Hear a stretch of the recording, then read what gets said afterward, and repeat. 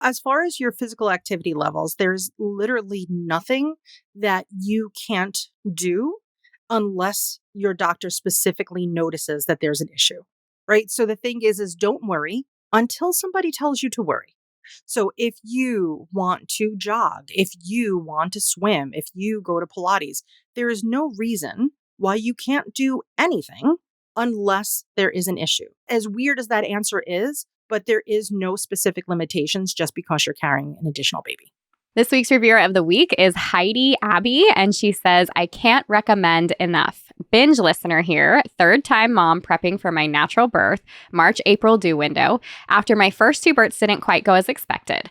I love the unbiased and extremely informative conversations and have been going back to listen to all the labor prep episodes as baby time nears. I especially like the early episode about what to do when you're sick of being pregnant. Haha. Thanks for all that you do. Yes, you guys, I'm actually going to link that episode here for you in the show notes. So if you are listening and you are sick of being pregnant, I want you to head to that episode because it's going to be awesome for you to listen to right now. Today, you guys, I have with me Natalie Diaz. She is the Pied Piper of twin families around the globe. She's the founder of Twiniversity, which we're going to talk about today, which is the world's leading resource and support network for multiple birth families, which means we are talking about twins today, you guys. Nat's become a global influencer for this small niche community, and Natalie is the world's #1 twin parenting and twin gear expert, serving as a twin consultant for top brands and worldwide recognized foundations. So if you haven't noticed, she's going to be kind of amazing as we get to talking here. She's also a certified lactation counselor and a child passenger safety technician. And as we were just talking before this episode, she's working on her IBCLC. So basically, this is the lady that you want to lean on and listen to when you have any questions about being pregnant with multiples, specifically twins. With that, Natalie, say hello to everybody and welcome to the podcast. Thank you for being here. You got it. Hello, everybody. I'm so excited to be here. It's, we're a small network of birthing folk, right? Birth workers, as we're so generously called. But it's so exciting, and I love what you do. And seriously, you're as amazing of a resource for singletons. But I think twinnies you probably have plenty of twin families out there listening right now. Yes, we do. But that's exactly why I'm excited to have you here, because I know we've gotten some questions over the years. And while I can answer them one-on-one, I love this idea of being able to reach a much wider audience. And so I'm really happy that you're here with me. And I do have a list. So get ready. I'm ready. All right. I'm ready. That's it. I had my Wheaties. I'm ready to go. Perfect. The first thing that I think moms are going to wonder, because we don't always know when we're going to be pregnant with twins, right? Like they have no idea. So when a mom does find out she is pregnant with twins, what's the first thing that you tell her to do? Or what would you recommend the very first thing that a mom that finds out she's pregnant with twins does? The very first thing is start getting used to saying, yes, thank you. Okay. That's it. As women, we tend to like say, no, we're good. Everything is fine. We're going to make it. But with a multiple birth pregnancy, you're definitely going to need more support than the average mom. And you're going to have potentially more doctor's visits, potentially, a few more sonograms than average. But you should still expect to have a very typical pregnancy, but get used to saying, yes, thank you, because anybody who's going to offer you support, you should accept it. Honestly, that goes for singleton families too. I think in general, us mama bears, we don't say yes enough. We say, we're good. Don't brush it off. Like, accept the help that you could get. You only have a tiny window where you are like the star of the show, and everybody wants to take care of you and nurture you. And this is your time to say, yes, I will have, that extra sandwich. I will totally have another cup of tea. Sure, you could pick me up 2 cookies. So so for that, you just get used to saying, yes, thank you. So we don't turn anybody off, and we accept all the help that's possibly thrown our way. I love that. I know a lot of the moms listening here are listening because they want to do something in regards to their preparation for being ready for their pregnancy. They want to have a really healthy, low risk, like intervention-free pregnancy, which may or may not be a little bit trickier when we're talking about twins, but also into their labor experience and birth. And so the one thing that I love to talk to women about is providers and how important your provider is. So I'm sure that you've had to deal with this personally, and I know that you talk to moms about this, but what does this look like for a mom who is pregnant with twins, and what kind of questions is she what are the best questions that she can be asking a provider to make sure that you're both on the same page? So I cannot possibly stress enough how important it is to be an advocate for yourself when it comes to your delivery, whether it's singleton or multiple birth. However, I will tell you that we have done numerous studies at Twiniversity, and we find that unanimously, when moms typically find out that they have a second embryo, another heartbeat, even a third heartbeat in there, they tend to throw their hands up and put all control in the doctor's hands. And this infuriates me because if we had a singleton birth, a lot of us have plans of what we wanted our birth experience to be like. So we may have been like, I want a water birth. I want to make sure that my partners are there. I want, like, there's all these things that we wanted. But then once we hear that second heartbeat, we decide that we can't have any of it. Meanwhile, nobody told us we couldn't have any of it. But we have this assumption that this is going to be a lot more medical intervention type of situation, but it's not necessarily. And we have plenty of moms who have, epidural free, fully organic, natural in the water. Like you can have the delivery that you'd like to have. But before you even go to the doctor, you probably want to have an idea of what type of experience you want. Because if you don't know what you want, it's very hard to assume that your medical provider is going to read your mind because we still, with all the AI out there, there's still none of that available in our medical offices. So every 6 weeks at Twinversity, we have a delivery day boot camp. And I probably spend a good 15 minutes about talking about advocacy. And I personally know that when I went to my very first kind of prenatal appointment, it was this one doctor and I hated him. I hated him. He made me cry and he led me to believe that because I was having twins, I was going to have a premature delivery. And like I left that office hopeless. And so I was supposed to have lunch with somebody that day. And I can remember, like, honestly, like Stephanie, I can't even remember what I had for dinner last night. Right. But yet there is these moments of your life that imprint on your person. And that's it. Birth is it. Birth is it. So for me, I remember that I was crying and my husband's like, we're never going back there. And I'm like, but I want to deliver at that hospital. And that's where I was born, blah, blah, blah. My husband's like, that's cute, but no, we can't have you crying every time we come out of a doctor's appointment. And so then we sat down as a team and he's like, well, what do you want? And I'm like, I don't know what I want because the thing is you don't know what you don't know. Right. And that's why classes like yours are so important because how do I know what questions to ask if I don't even know what choices I have? So in that situation, I remembered that my priority was going to be I wanted a woman. I wanted a woman to deliver these kids. I needed somebody to like really, it's not even empathize. Like I just wanted somebody with the same equipment as me. And I wanted to know how much I should really be stressing about this. And so I changed practices, which meant I changed hospitals. And the first time I went in, they were like, listen, calm down. The only thing that's different about you versus somebody else is that you have another baby in there. And right now, your reality is everything is perfect and there's nothing to worry about. And I'm like, I'm home. That was it. That was literally the moment. Dr. Barbieri, I just did a recent episode with her on it because she could still remember my twins delivery with ridiculous clarity. If you want to talk about imprinting, it's imprinted on her as well. And it's so funny because we don't know what's going through our doctors' minds while they're with us. And so for me as a podcaster too, Steph, like you would get it. Like it was fascinating to me to hear what was happening on her side of the desk during my delivery. But I always tell everybody to remember the acronym BRAIN. Do you guys talk about that at all? Totally. Ever? Yeah, go ahead.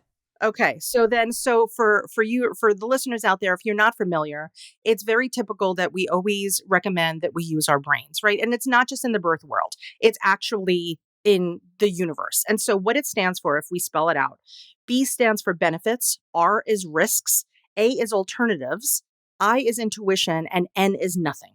So when you are visiting your doctor for the first time, use your brain.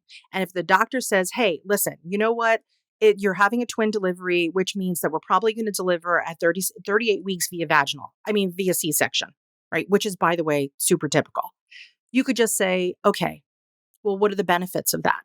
Like, what are the benefits of having a C-section, right? What are the benefits of, going at 38 weeks versus pushing it and going a little bit further? And then, what are the risks if I don't want to deliver at 38 weeks and I do want to roll the dice and see what Mother Nature has in store for me? And my intuition is telling me, everything is perfect. Or like you run down this list, not only at that first doctor's appointment, but for every single time that like the little hairs on the back of your neck go up, it's telling you to use your brain and it's telling you to ask the questions. So even if it does happen the way that your medical team wants it to happen, at least you felt that that was an informed decision on your end. So always use your brain. And I say from the jump. And we've had moms that have left their doctors and went to a whole different practice at 36, 38 weeks. As crazy as that sounds. We have a podcast episode with a mom who literally did that at 37 weeks, left her entire practice, and she had both babies head down. And they're like, no, we still deliver, via C-section. And she's like, this doesn't make any sense. And it doesn't. It doesn't make any sense. So I'm so proud of her for doing that because that's scary to do it that far in your pregnancy and go to people that you've, never met before and you're rolling the dice. But she found her forever doctors and had a delicious delivery and everything was perfect. And she's like the freaking gold standard. I mean, seriously, she's unbelievable. So yeah, so it's possible, but always try to use your brain through your first visit, through your last visit. Always keep making sure that you feel comfortable with any decisions that are being made for you. Yeah, I feel like you are repeating like the story, like this is my story that I'm telling on here all the time, but I think it is so valuable to have somebody else saying it. It's just like mom and dad, right? Mom and dad can tell the kids all day long that this is what you're supposed to do in your life and these are the whys. But when they hear it from their friends' parents or from some mentor of theirs, all of a sudden it clicks. So I feel like you can't get enough of this information. And I love that you're saying all that stuff. In fact, I recorded an episode just last week where I was talking about women that are concerned about changing providers late in pregnancy and why it is so important that you just do the work anyways. Because once you're there, like you said, once you're there, it's like, I'm home. And there's no question like, oh my gosh, I can't believe I stayed with this person for so long because I found what I needed over here. So I think that's huge. With that, I have some questions though, kind of some clarifying. Could you walk me through, because I know some of the answers to these and I don't know some of the answers to these, and I want women to hear. When a mom finds out that she's pregnant with twins, and you kind of talked about this, what's the like basic blanket protocol that providers are going to tell you, which includes cesarean birth at the end of her pregnancy? And then what are other options that moms can have? What does that look like for them? So it's very important that when you go to that first visit, this is going to sound crazy. Probably not, because you guys are my people, right? And for the record, listeners, like we did not plan this. So anything that I'm saying, if like Stephanie's been saying this for years, like honestly, I did not go and like study every podcast, but this is general good practice for humans, period, the end. So when you go to that office for the first time, I actually think it's really important for the person that's taking your blood pressure and the person that is that first person in the room, just say, hi, I'm so nervous about having twins. Do you guys have a lot of twins in the practice? And so I want to know on the insider front, like I want to know from the nurses and from the PAs and everybody there, how well versed these doctors are, right? And then when the doctor comes in, if they typically will say, right, here's your benchmarks, right? We got to make it to 24 weeks as our first hurdle. Then we want to make it to 30 weeks as our next hurdle. And then we want to get to 34. So you're going to have all these little tiny benchmarks that we need to hit throughout our pregnancy, which is no different than a singleton pregnancy. As your pregnancy progresses, though, they are going to keep a higher eye on you because, unfortunately, there really are things that can happen to us. So twin parents do have higher risks of certain pregnancy issues than other families. We have a significantly higher risk of postpartum, of preeclampsia and postpartum preeclampsia. We also have a higher risk of gestational diabetes. And everything that happens in a singleton birth, we get it, but we have a little bit of a higher chance because our bodies are going through so much. We are at a new level of like hormonal high because we're creating, think about it. And this sounds so crazy, but when you're pregnant with twins, you have 3 brains. You have 3 hearts. You are doing so much. It is constantly putting your body into overtime. So the doctors are typically going to tell you, okay, this is what's going to happen, up until this point. You're going to have these many visits. Ideally, we'd prefer if you've gained this much, we'd feel comfortable with it. And of course, you guys know that that's a very variable number, but they always want to make sure that you're going to be healthy.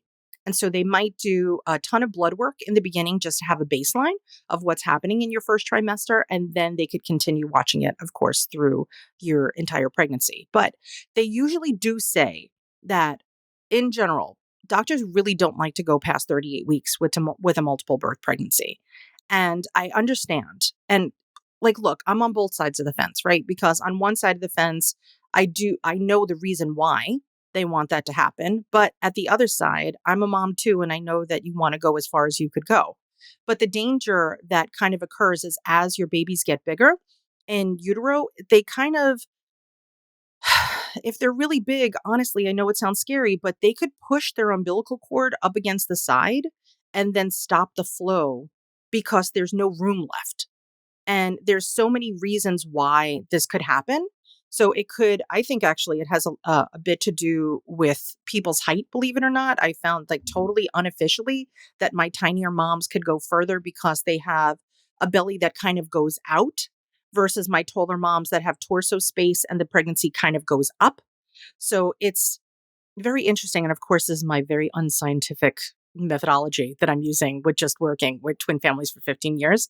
But I tend to find that, my tinier mamas who are usually the most worried about how am I going to carry twins, it's all kind of horizontal. Like their belly, I call it a tiny beluga belly, where it's very concave, kind of at where her ribs would be, and then it pops out. It's so cute. I love it so much. I can't even handle my tiny mamas with their twin pregnancies. But you're always going to have to say 34 weeks is kind of the big stone that you want to hit with any pregnancy, but especially with a multiple birth pregnancy. But if the doctor says hey, we don't go past 38 weeks at this pregnancy, it's going to be entirely up to you whether you want to roll the dice and find a new, place to go, or just say, okay, this is pretty much going to be a universal standard, unfortunately.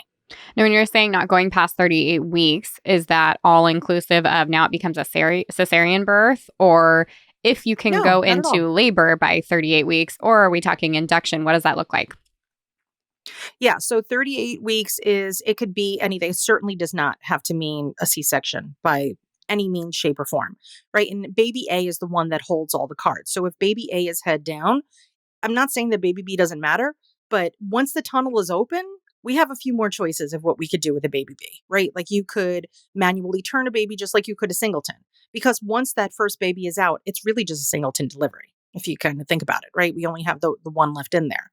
So for that 38 weeks, it could be an induction because they don't want you going much further. They could also see how much space we have left, but it could be 38.5, 38.6. It doesn't have to be 38 on the head. So, and if you want a specific doctor there on your delivery day, you may say, okay, yeah, it's unfortunate that I have to be induced, but if I do, could I at least be induced on the Wednesday so that, Dr. Barbieri is here that day. So it's there. You still have some wiggle room, but typically you're physically running out of room after 38 weeks. Okay. And then I have heard different things regarding this, but since you brought it up, you had said, so if baby A, that's the first baby coming out for you guys who are listening, but if that baby is head down and things look good, what happens if baby B is not? You talked about some manual manipulation, but do they also do breech delivery? Does it depend on the provider? And what does that look like for mom? I know that most of the times, right, this is done in an operating room in the event that they do need to operate on mom and get baby out quickly. So you talk about that for a moment? Sure. It's not only because you are guaranteed to potentially have an operation. Really, the reason why they deliver in an OR is the volume of staff that's needed. Because you need 2 pediatricians, potentially 2 neonatologists. You're going to have 1 anesthesiologist, but there's a lot of teams. And if you're delivering in a teaching hospital, every freaking Tom, Dick, and Harry is going to be there for your multiple birth. So they tend to put us in the OR only for room. So it's not because they suspect that baby B is going to turn into a C-section. It really just is that, unfortunately, but operating rooms are significantly larger than any birthing room that is out there. However, post pandemic, we have plenty of mamas that are delivering in their labor and delivery room. Like they're not pushing it. They're not putting us in there so quickly. We've noticed that although it was just a horrible thing that's happened to our country, I've noticed a change in birth practices here in New York City. And so I'm going to say that's awesome. Like, thank you so much for realizing that you were wasting our time all those years. But it's still, especially a teaching hospital, they're going to want us to deliver in there because everybody's going to be there, which, by the way, you have the right to choose only essential hospital employees. So that's something that you need to advocate for yourself for. However, I will say, if you listen to Aunt Nat, have everybody there. The more eyes, the better, the more it's going to help the next person that delivers. And even if you're somebody that is like, I'm nervous about it, you're obviously someone who wants to be prepared, right? And so you believe the person who's listening to this right now, you mama bear that's out there, you're somebody who's like, I want to feel in control. I want to feel prepared. So have as many people in that OR because that's what those doctors are trying to do. They're trying to get all the information so that they can make it easier for the next twin mama bear that comes in. So that was half of your question, right? The OR. Then the second question or the second part to that question was you said, does it really matter for baby A? Yeah, or what's happening with baby B? Well, yes, of course. There is this microscopic chance that you may actually have both on the same day. So you may have an old school delivery and a new school delivery, right? So you could have baby A vaginally and then baby B is like chilling and it just stretches out and is like, I didn't know we had so many bedrooms in this condo and this is great. So yeah, it could potentially be that baby B does not want to descend. However, if there is no rush, why are we rushing? And let's just throw back to 60 years. People did not know that there was another baby in there. You know, you have to realize that it through historically, right? And I'm a big fan of looking at the past because as much as I want to say that medical interventions are necessary in certain situations, and yes, it's wonderful, but when my grandmother delivered, her generation didn't even know they were having twins. And so, like, why are we going to run through walls on fire when you have every previous generation of women that have been in your family since they were cave people? They're right there with you on your delivery day. And they're standing there and they're helping you push and they're getting you through it. And they're like, come on, we got this. I did this. You could do this. Whether it's 1, 2, or 3 babies, it does not matter. You are not the first person to deliver a child. And so everybody is there with you in spirit. And I weirdly, as somebody who had a vaginal delivery unexpectedly, because nobody even told me that was an option, by the way. So I didn't even really think about it. I just assumed I was going to have a C-section. But there's just something that happens with the whole process that you have to trust and you have to believe in yourself and you have to believe in your babies. And that is something that's very difficult. And really, as like a lactation person, nobody wants to believe in their kids anymore. And I'm like, could you just trust me? They're drinking. And they're like, no, they're not. That's not happening. And I'm like, fine, we'll do a weighted feed. They just drank 4 ounces. Like, I told you so. Like, come on, we got to trust these kids. So even these little tiny fetuses that are going to pop out any second, they are still in some kind of control. Like things are going to happen in a really good way. But you do have doctors that are like, absolutely, we do not deliver baby B, breech. And then you have doctors that are like, what does it matter that baby B is breech? So ask that question and find out so it's not a surprise. And then if you don't like the answer of that doctor, go to another doctor in that practice or change practices like we said in the beginning. I love it.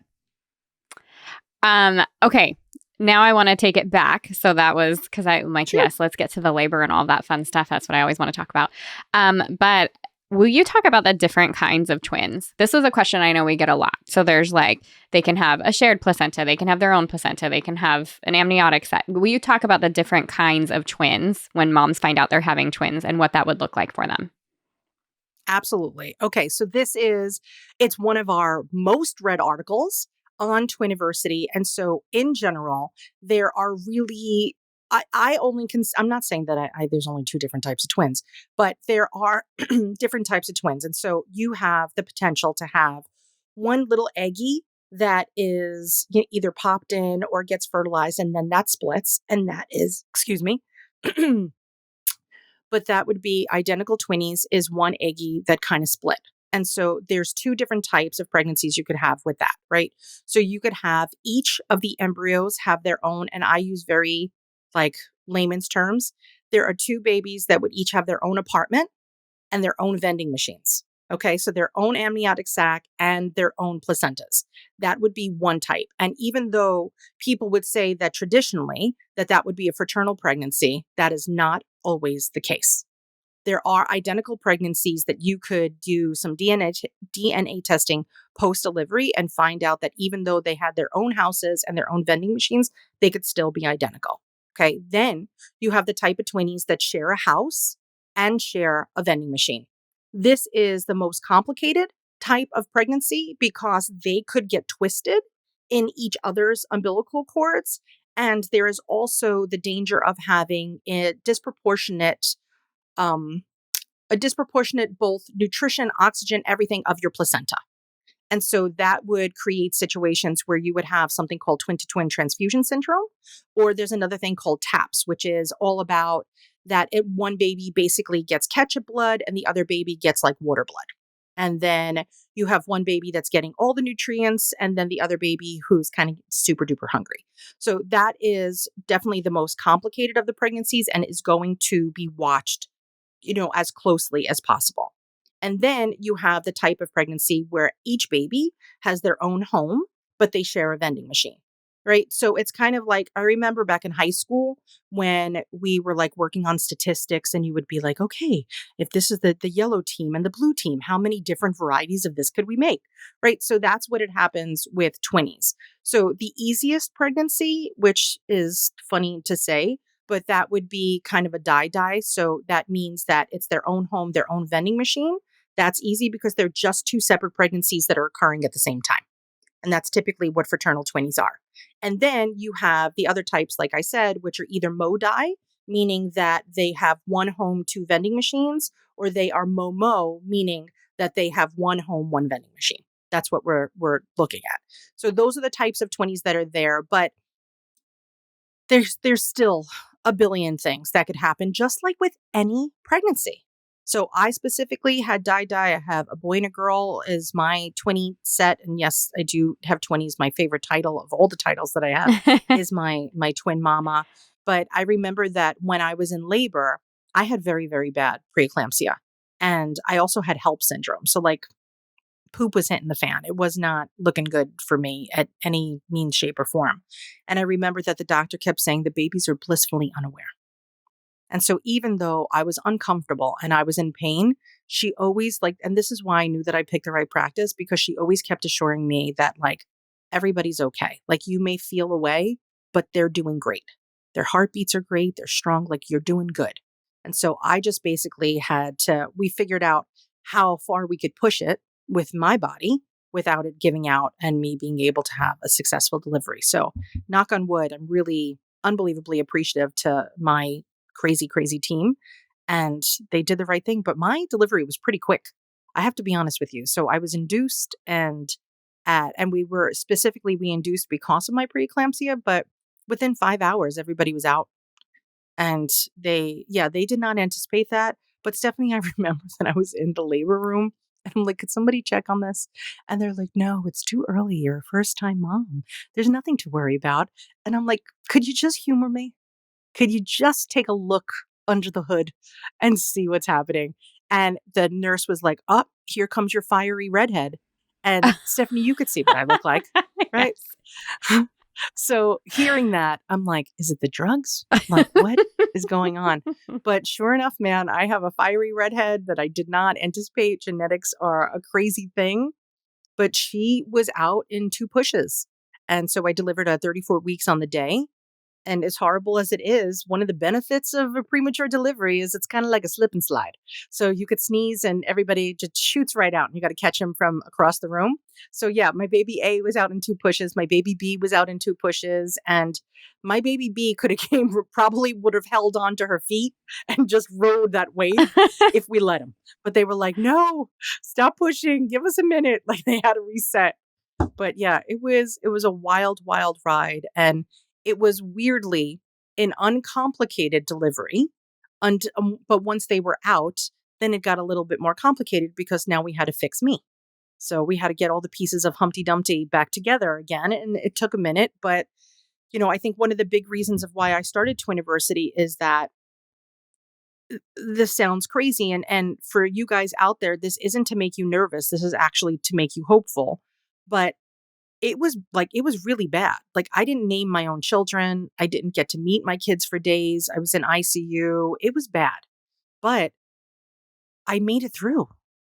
And I did eventually get to see the kids. And sure, it wasn't the ideal delivery where, and truthfully, from the minute that I would say I was 16, I found that there was this birthing center by this deli that I worked at. And so I learned kind of a lot about the birthing process just by being right next door to them. And so I always had envisioned kind of this water birth and it being like super duper organic and just very natural. And when I found that second heartbeat, I threw my hands up, gave it to the doctors. But even though I did not have my water birth with Enya and patchouli scented candles, that doesn't mean that it wasn't a successful delivery. And, we say at Twiniversity, there is no birth plan. There's birth preferences. We could just prefer to have something one way versus another, but plans change. And so you have to be flexible and be willing to pivot. And for all of you that are expecting twinnies, I would say that there's only so many things that you're actually in control of. And so try to focus on those things that you're in control of, like your nutrition, your sanity, your stress level. There's so many things that you could do, but don't worry about where the babies are and who's head down and who's head up, because it's just not in your control. But what is in your control is how happy you are and how relaxed you are and what you're doing every night to get ready for the awesome experience that you're about to have. That's what you can do. So really take a deep breath. And even though your delivery may not go as planned, it's still going to be absolutely extraordinary. I feel like there's power in that surrender too. Whereas for maybe singleton moms, right, there is an amount of surrender that can happen during pregnancy. But most of that I feel like does happen during labor. Like we've done our preparation and kind of like you talked about preferences. We call it a birth map, same idea, different ways to get to a really good outcome. But there are things that you can control and there's things that you can't control. And maybe that's such a benefit as a twin mom to hear that now, but to also know like you get to practice this surrendering for a nice long time before we're even talking about labor and that postpartum period, which I'm sure there's a lot of surrender once those babies are born too. So that's it's really not just neat. Postpartum, Stephanie. It's the first 18 years. Yeah. It's like literally, as parents, little kids, little problems, as we say. So it's just, you have to breathe into the things that are actually in your control. And like you said, just surrender to what you can't. There's only so much we could do. Yeah. I also love just the support that your providers were giving you. Like, I absolutely love that she was like, your babies are blissfully unaware of that. Like, that touched me when you said that. I felt like I was there. And I was like, oh my gosh, that, like, understanding how powerful that is to a mother in labor. And then I assume, gathering a lot of strength from that.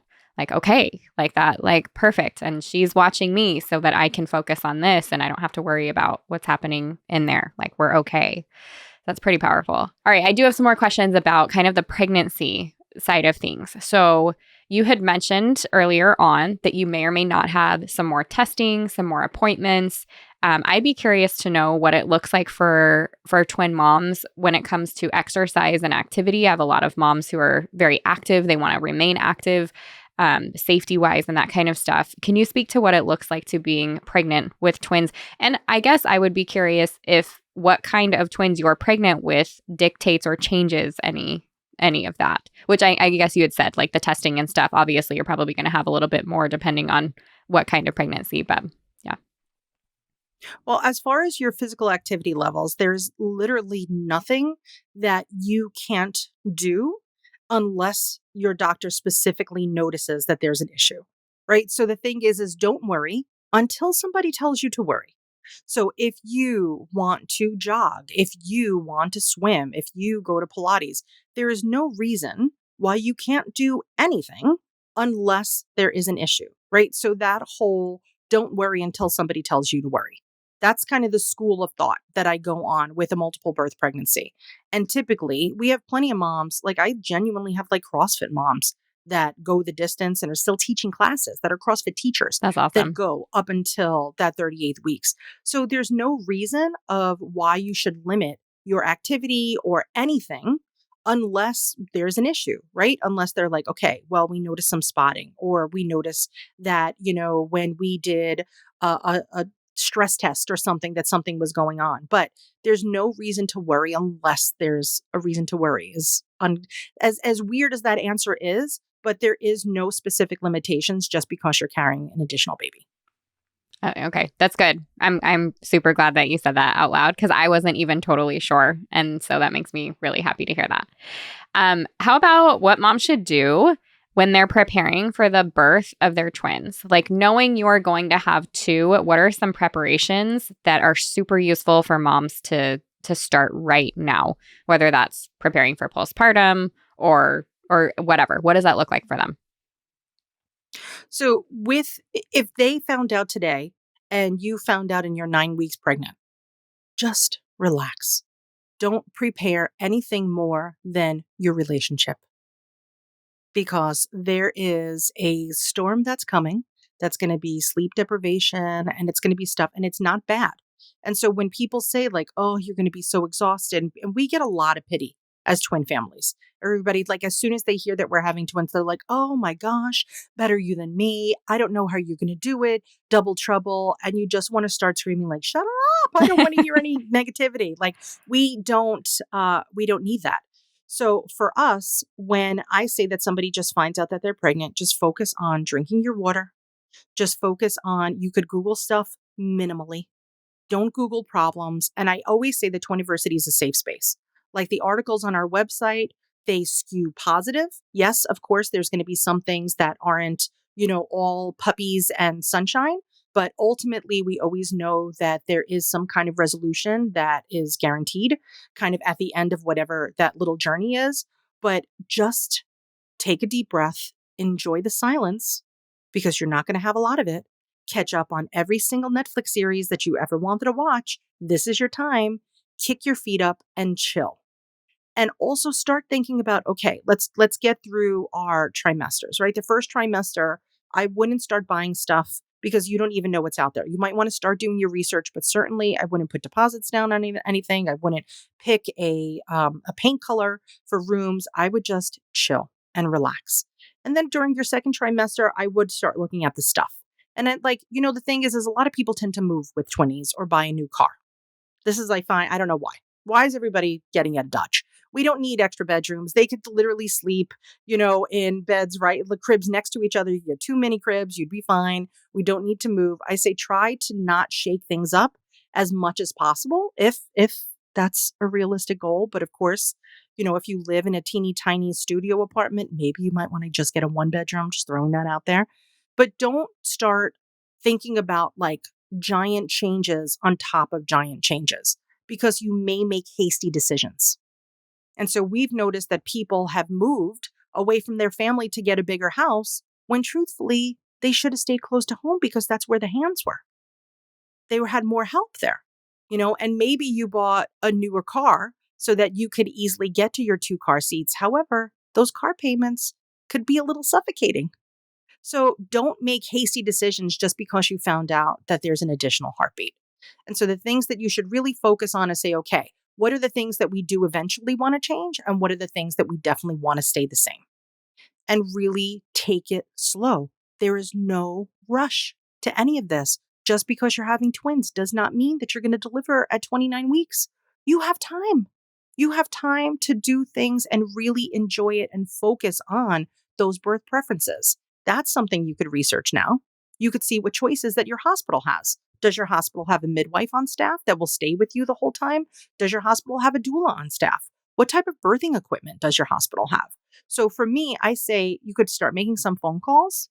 So we actually have like a twins delivery day workbook of everything that you could do and when. And there's probably 80 questions to ask your health insurance company.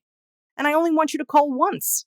Just call once, because who wants to be on hold for 45 minutes 15 times? So gather all those questions that you want. Start looking for your pediatrician. I think that's another fun thing to do. And if you have time, there's no rush. You could interview a million people and then decide who's going to get the final rose, right? And so people would be like, I'm 12 weeks pregnant. Is it too soon to start looking for a pediatrician? No, that's something, just take your time, because you may have found the one. And then a few weeks later, you read in a Facebook group about this other person that's, a mile away from you, and you want to go visit them, and then you could change it up. So things like that, like little teeny tiny things, is what you could do in the beginning, and you build up to the bigger stuff. By week 30, though, I kind of put a hard stop on preparation. Like, everything should be done by week 30. So at least the decisions need to be made. It's not that you need to have everything. And 30 weeks does not mean that you can, so the 30 weeks doesn't mean that you're going to be on bed rest, or it doesn't mean that something's going to happen. But I'm going to tell you, you will physically be fairly uncomfortable at 30 weeks with twinnies. And so you might have no medical limitations, but you do have limitations on your comfort level. And so if you could get things done, like even packing your hospital bag, like have that done by week 30, like installing your car seats. And really, please, guys, for those of you as a car seat tech, like, you have to get them checked. And I know you're probably saying, no, we read the books, everything is good. Please, I beg you, go to safekids.org, find a tech in your area, and get your car seats inspected. As a tech, I will tell you, I have never, ever, I think 8 years I'm a tech, I have never had people come to me that actually had it all together, ever. So either they did like the shoulder belt and the latch, or my favorite was a guy who literally, God bless him, he was a gardener. He had a chainsaw in his trunk. That's a projectile. That's a chainsaw projectile. Could we just acknowledge that for a second? But it's always good to have a trained pair of eyes that is a non-judgmental pair of eyes. So anybody who's in the New York City area, if you get to the corner of Grand and Lafayette, I will do a car seat check for you for free. I do not even care. Like, it's so important to me that people do that. But that's another thing that you could do in the very beginning, is at least find out who's going to be the person to do that. You could start looking for lactation consultants.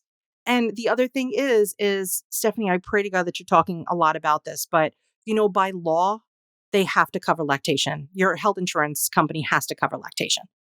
And it is hysterical to me that families won't work with me because I'm not covered by insurance, but I have such a good success rate of getting reimbursement, because if you just go to healthcare.gov and you put in the word lactation, you will see that by law, our country requires every medical every healthcare company to provide lactation coverage for as long as the mom chooses to breastfeed. It's not 6 visits. It's not 6 months. It is literally, if you want to breastfeed for 15 years, that is nobody's business but your own.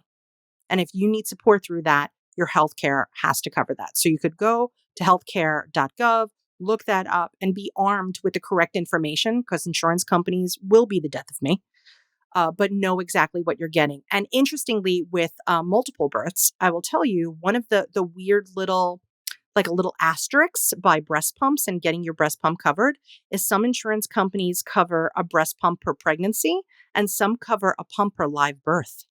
Bum, bum, bum, meaning we get 2. So it's important to read the fine print on what your health provider and your health insurance company is actually going to give you, because we have heard it all, we've seen it all. And I am not just an advocate for a healthy birth, I am an advocate for a healthy parent.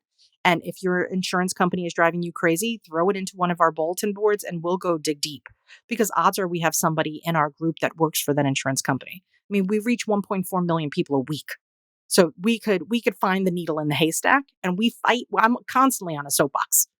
That's it. But I'm fighting for our twin parents to make sure that they have as satisfying of an experience, that whatever that means to them. It's not my agenda. It's not a formula company. It's not a healthcare company.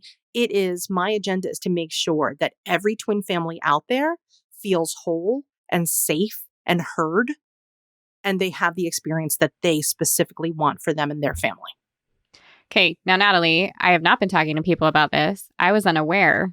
So I will just straight up say that out loud. I was unaware that insurance is required to provide lactation. Now, when you're saying lactation, does that include if I go to an IBCLC over here, does it have to be someone within their specific network? Like, how does that work? And is it only on healthcare.gov, or if I have private insurance or my husband's work insurance, what is that? What does that look like?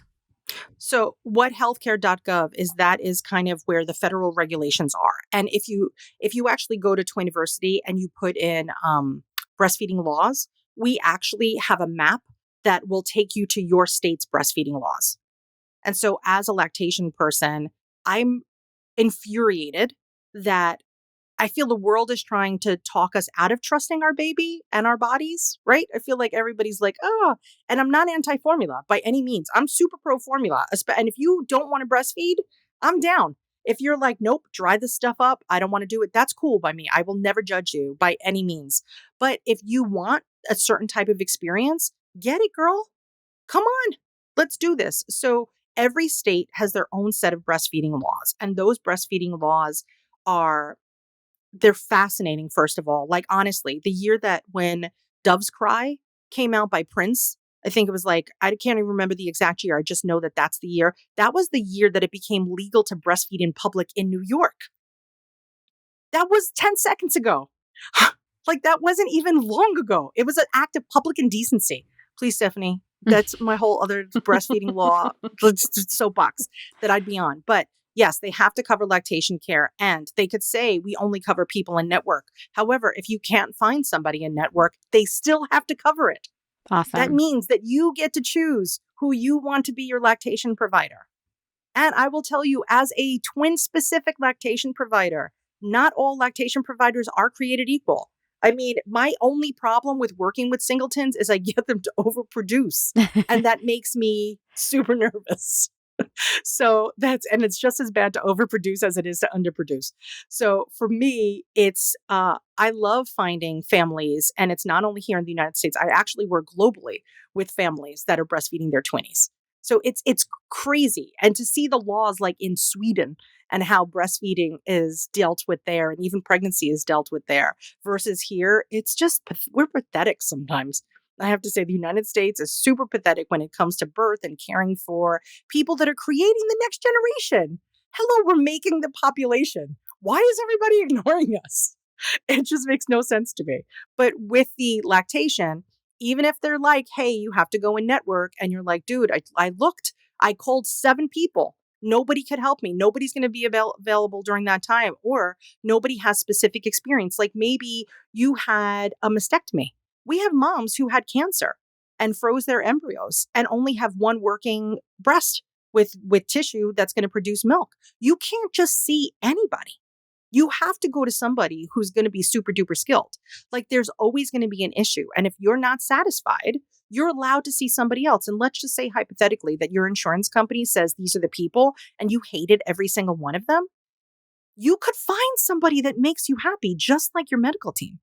Like, you don't have to just accept the slop that's at the bottom of the bucket. Have the best experience, but you need to do the homework, unfortunately, for that. And you have to find those people. But I have a dedicated team member that does nothing but medical billing. And Natalie Diaz, paid for her to go take a billing course specifically on lactation, because I will be damned that people are not going to get the support that they need, especially if it's not in their finances. So yes, unfortunately, people do have to pay out of pocket for me, but I have a great reimbursement rate, and I am not inexpensive. So that's the other thing, is that with all this experience, I remember in the very beginning that, I was charging like next to nothing, and I was seeing so many people. It was a lot. But now I realize that I could balance it out, and I could charge a lot to some families and charge nothing for others. So I'm Robin Hooding my lactation situation here in New York City, and it's working out beautifully. This is how I've been working for years. And I'm just a CLC, like, for the record, even though I am pursuing my IBCLC, I'm not there yet, and we're still getting coverage. Even though there's some insurance companies that say they will never pay a CLC, they will only cover an IBCLC. That is not true. It's not true. So you have to fight, and I'm sorry that you have to, and it's a shame that that has to be something that gets added to your to-do list, but that's something that you could do in the beginning. So yeah, and you guys, if you need me, literally, community@twiniversity.com is how you find us. And anybody, even if you guys are having a singleton, if you're having trouble with your insurance company or your state, give us a buzz. Why not? right? You always miss the shots you don't take. And for like Stephanie's classes and stuff, there's a lot of insurance companies that cover childbirth classes. So you may actually be able to get full reimbursement for Stephanie's virtual classes. So definitely you got to ask. If you don't ask, you're just going to be paying out of pocket for things. And I'm telling you, they don't lower the cost of colleges. That's historically not a thing that happens. And you may be having your baby next week, but you're going to still need money for education. And if not, use that money to go get a manicure and buy a fancy cup of coffee. You're paying for your insurance, so get everything that you possibly can, kids. Yeah, I love that.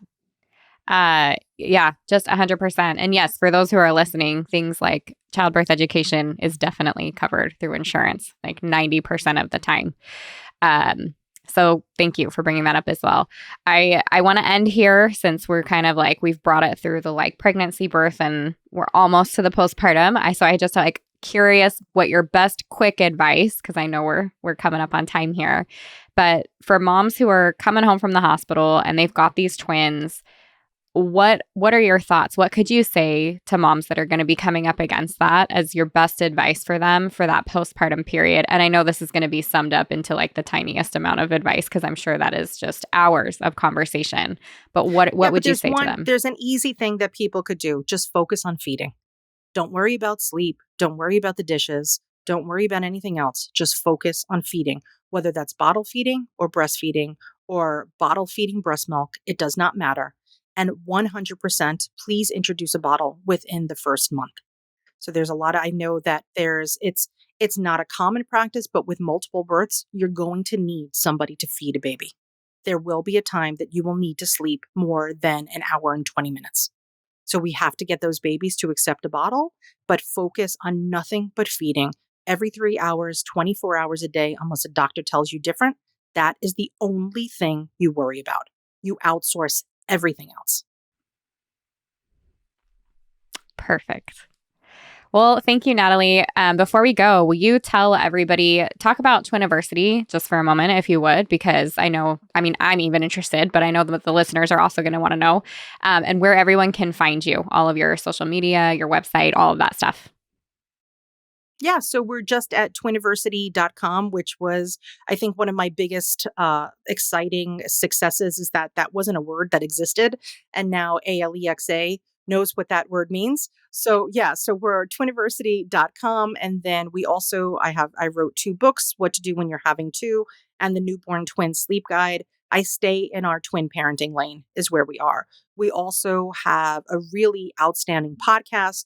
We're the only people in the App Store that specifically make an app for tracking everything from contractions to feeding specifically for twins that I invest way too much money in, by the way. And I don't know why it's like I'm hemorrhaging money into this app, but I want to build a better mousetrap for you guys. And we're everywhere. I mean, we have separate Facebook groups that are just exclusively for twin pregnancy that we do have a moderator there. I'm not going to say that she's there 24 hours a day, but we have babysitters for all of our groups. So they're not spammy. We barely advertise, even talking about ourselves, but where you could find me most is just like Stephanie. I am a educator, but it's not just exclusively childbirth. It's really about the whole preparation process. So it is that what to do when you're having two. So we have a expecting twins class. We have a twins plus singletons class. So for those people that already have one and now are wondering how twins are going to be different, we have a baby safety course that we put together during the pandemic because we realized that, hospitals were really slacking when it came to first aid training, but it's also car seat and baby proofing. And then we have our twins breastfeeding class. And every single month, every second Tuesday of the month at 1:30, we have a membership meeting that's led by myself and one of my besties, who's also a CLC, a sleep coach specifically for twins. So there's a lot of different resources that we have for you guys in addition to all of our socials.